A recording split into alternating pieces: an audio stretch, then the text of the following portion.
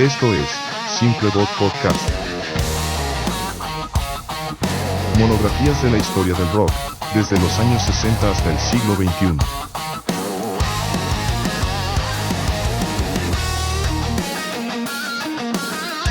Conducido por Marissa Simpson y Juan Pleite.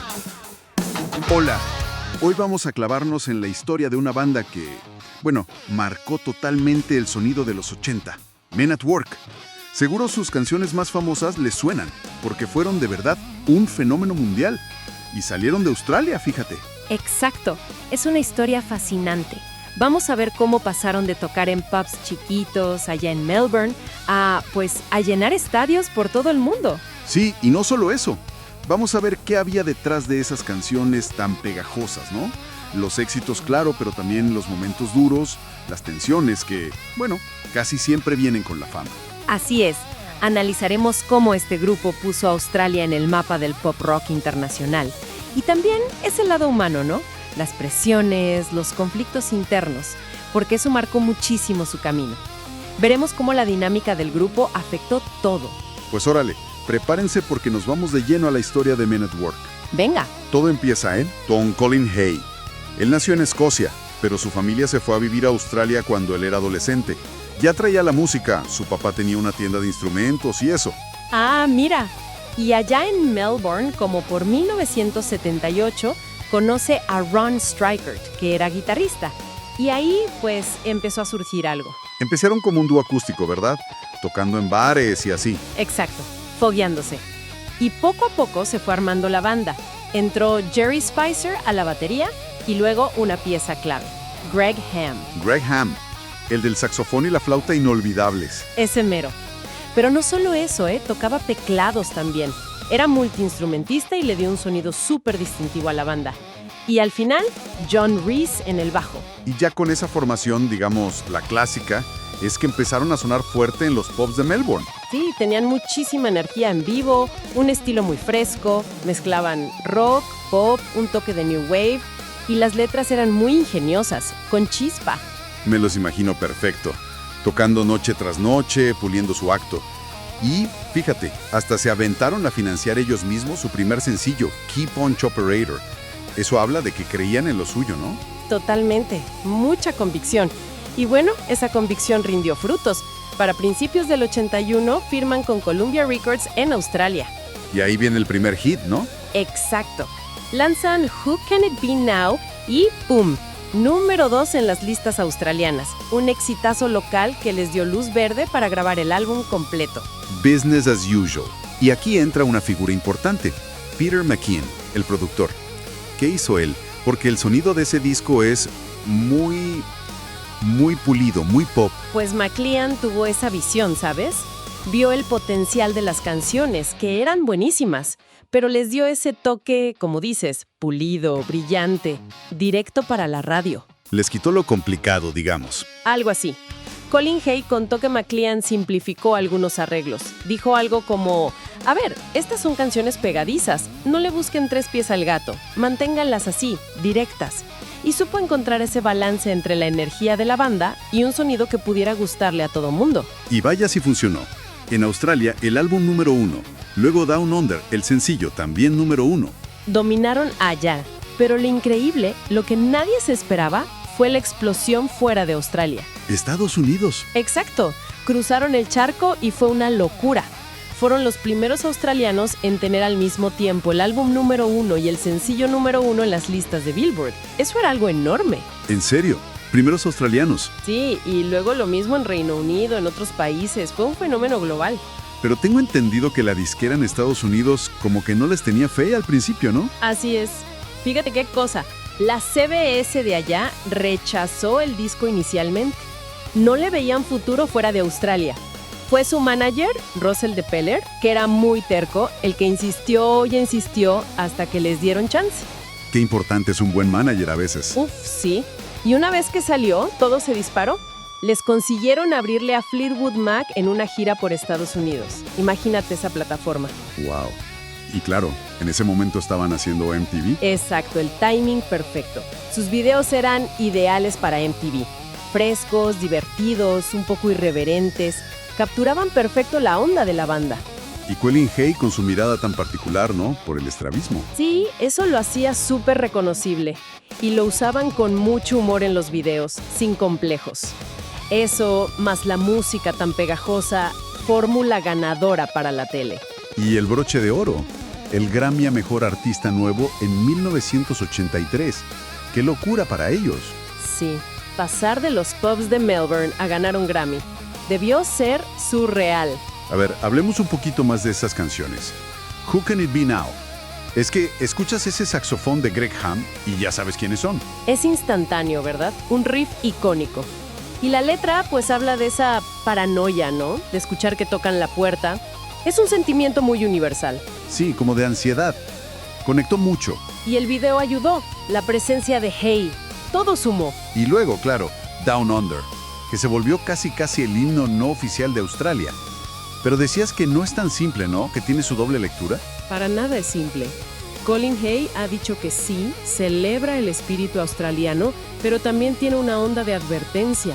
La escribió pensando en cómo se estaba, pues, saqueando el país. ¿Saqueando en qué sentido? ¿Ambiental? Sí, ambiental, de sobreexplotación de recursos. La frase "where men plunder", donde los hombres saquean, era literal para él. Nació de una idea musical de Ron Stryker, más hipnótica, y Hay le puso esa letra. No quería un himno patriótico nomás, era más crítico. Qué interesante. Saber eso le da otra dimensión a una canción tan famosa. Y tuvieran más éxitos, obvio. Del segundo disco, Cargo, salió Overkill. Esa es más melancólica, ¿no? Sí, Overkill tiene una carga emocional muy fuerte. Conecta mucho con la gente por eso. Y del mismo disco, Cargo, está It's a Mistake. Ah, esa es buenísima. Es genial porque es una sátira súper directa sobre la Guerra Fría, el miedo nuclear de la época, hasta menciona a Ronnie, o sea, a Reagan. Es cierto. Es un gran ejemplo de cómo usar una melodía pop pegadiza para meter un mensaje político fuerte sobre lo peligrosa que era esa escalada militar. Y ese segundo disco, Cargo, que salió en el 83, también les fue súper bien.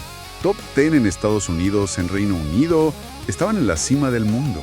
Parecía que nada podía pararlos, ¿verdad? Estaban en lo más alto. Pero, siempre hay un pero. Pues sí, ya sabemos cómo es esto. El éxito tan masivo trae unas presiones brutales, giras eternas, la prensa encima todo el tiempo, vivir en una burbuja. Y eso, pues, empezó a desgastar las relaciones en la banda. Empezaron los problemas internos. Exacto, conflictos serios. Parece que uno de los puntos más calientes fue el manager, Russell DePellar. ¿Qué pasaba con él? Pues el baterista Juni Spicer y el bajista John Reese no estaban contentos.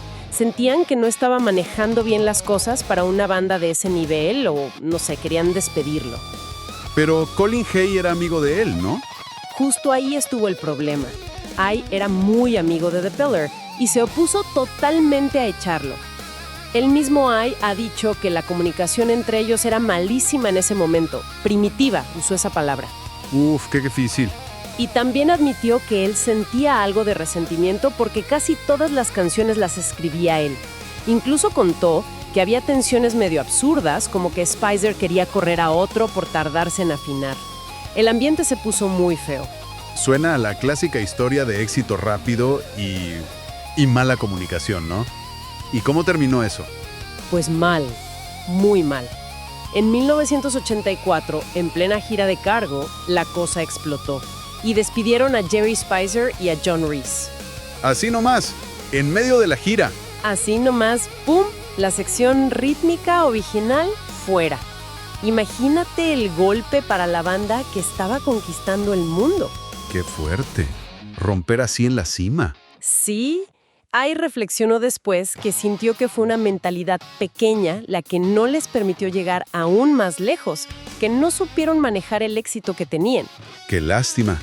¿Intentaron seguir sin ellos? Sí, lo intentaron. Se metieron a grabar el tercer disco, Two Hearts. Quedaban Ido, Greg Ham y Ron Stryker. Tuvieron que usar músicos de sesión para la batería y el bajo. ¿Y funcionó? Pues no del todo. La inestabilidad siguió. Durante la grabación, Ron Stryker también se fue. El guitarrista original nomás les dijo, ya me voy a mi casa, y se fue. No puede ser. Otro más. ¿Y el disco Two Hearts, qué tal? Salió en 1985. Lo produjeron Hay y Ham. El sonido ya era diferente. Se notaba la ausencia de Stryker y Ham y la base rítmica. Más sintetizadores, cajas de ritmos, menos saxofón de Ham. Más ochentero sintético, quizá. Exacto, menos orgánico. Y comercialmente, pues no pegó igual. En Australia sí entró al top 20, pero en Estados Unidos apenas al top 50. La magia se estaba apagando. Y salieron de gira. Sí, con músicos nuevos. Pero tampoco funcionó.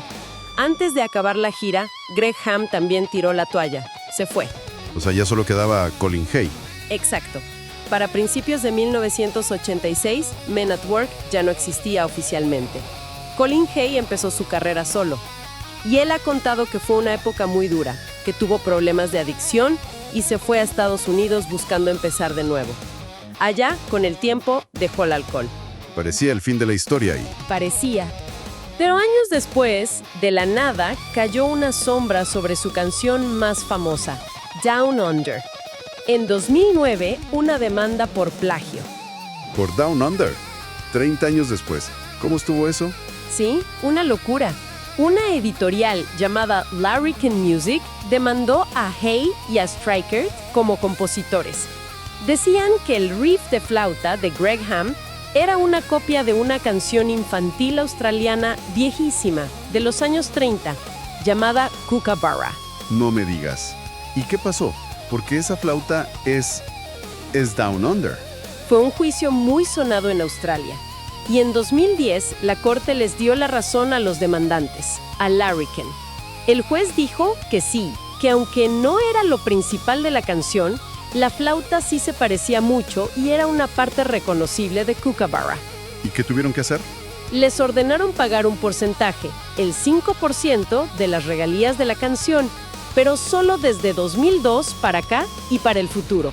Bueno, el dinero es una cosa, pero me imagino el golpe emocional, sobre todo para Greg Ham, el que tocaba la flauta. Fue terrible para él, devastador. Aunque a él no lo demandaron directamente por no ser compositor, se sintió súper culpable. Le angustiaba muchísimo la idea de que lo recordaran como alguien que copió música. ¡Qué fuerte! Sí, dicen que le dio una depresión muy fuerte, mucha ansiedad. La presión fue enorme. Y lamentablemente esta historia se pone más triste. Muy triste. El 19 de abril de 2012 encontraron a Greg Ham muerto en su casa en Melbourne. Tenía 58 años. La causa oficial fue un infarto. Pero Colin Hay siempre ha dicho que el estrés y la angustia por la demanda tuvieron mucho que ver. ¡Qué tragedia! Sí, Hay dice que esa demanda contribuyó a su muerte. Ha hablado mucho de lo mal que la pasó Greg. Describe toda esa época del éxito como una gran tormenta que llegó, arrasó y se fue, dejando muchas heridas. Dando, ¿no? ¿Hubo reuniones o algo así? Sí, la música tiene esa fuerza. Fíjate que ya en 1996, Colin Hay y Greg Ham se habían juntado. Resulta que en Sudamérica seguían siendo súper populares. Ah, sí, en Sudamérica. Sí, hicieron una gira por allá, Brasil, Argentina, y fue un exitazo. De ahí hasta salió un disco en vivo, Brasil. La gente los quería muchísimo por acá. ¡Qué bien! Y tuvieron otro momento importante juntos, ¿no? Sí, tocaron Down Under en la clausura de los Juegos Olímpicos de Sydney 2000. Un momento muy emocionante, seguro. Después de la muerte de Ham en 2012, pues ya una reunión con más originales era imposible. ¿Qué hizo Colin Hay? Claro, sin Ham ya no era lo mismo, pero Hay decidió seguir tocando esa música. Desde 2019, más o menos, ha estado girando con el nombre de Men at Work, pero con una banda totalmente nueva. Así. ¿Y quiénes tocan ahora? Es una bandaza, la verdad. Muy talentosa y con mucha presencia latina. Fíjate.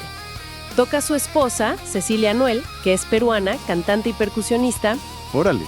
Y músicos de primer nivel. Sheila González en saxo, flauta y teclados, San Miguel Pérez en la guitarra, Josmel Montejo en el bajo y Jimmy Brandley en la batería. Puros cracks. Han andado por todo el mundo tocando los clásicos. Y les va bien. Muy bien. Han tenido giras exitosas y hace poco, en febrero de 2024, estuvieron en el Festival de Viña del Mar en Chile. En Viña. ¿Y qué tal? Arrasaron, conectaron increíble con la gente, con el famoso monstruo. Se llevaron las gaviotas de plata y de oro. Demuestra que la música sigue ahí, vivita y coleando. Qué bueno saberlo. Al final, el legado de Men at Work es innegable, ¿no? Más de 30 millones de discos, Salón de la Fama en Australia, y esas canciones que todos hemos cantado alguna vez. Totalmente. Son parte de la banda sonora de los 80 para muchísima gente. Y bueno, con eso terminamos este viaje por la historia de Men at Work. Una banda que, desde Australia, conquistó el mundo, nos dejó canciones inolvidables y vivió una historia pues con muchas luces y también sus sombras. Una historia intensa, sí, llena de talento, de éxito increíble, pero también de las complicaciones que traen la fama y, bueno, de giros inesperados y tristes como el de Greg Ham. Así es. Muchísimas gracias por acompañarnos en esta exploración musical. Gracias, hasta la próxima. Gracias por escucharnos. Nos oímos en la siguiente transmisión. Y no lo olviden, recomiéndenos. Somos Simple Bot Podcast.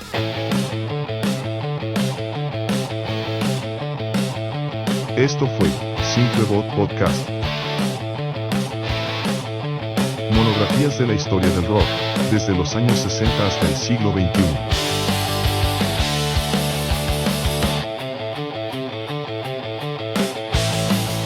Conducido por Marisa Simpson y Juan Freite.